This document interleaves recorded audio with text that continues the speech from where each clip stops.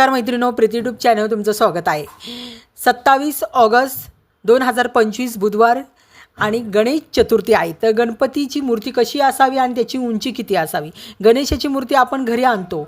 भाद्रपद महिन्यात गणेश चतुर्थी आहे आणि गणपतीची मूर्ती असावी छोटी, कारण शास्त्रानुसार गणपती बाप्पाची मूर्ती छोटीच असावी। काळानुसार मूर्तीची उंची वाढत गेली। घरामध्ये जो गणपती बसवणार आहे ती सुंदर, हस्तमुख, मनाला आपल्या आनंद देणारी मूर्ती घेऊन यायची। काही ठिकाणी उग्र मूर्ती असतात, उग्र स्वरूपाच्या तांडव करताना।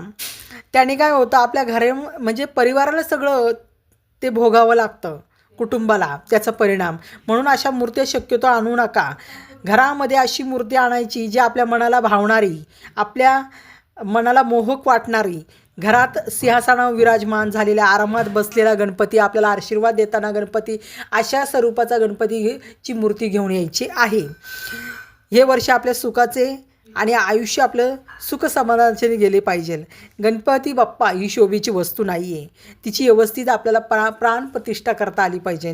व्यवस्थित त्या गणपती बाप्पाचं पूजन करता आलं पाहिजे, हे समजून घ्या। आणि मूर्ती शक्यतो छोटीच असली पाहिजे, खूप मोठी नाही आणि उग्र रूपाच्या अजिबात मूर्त्या घेऊ नका।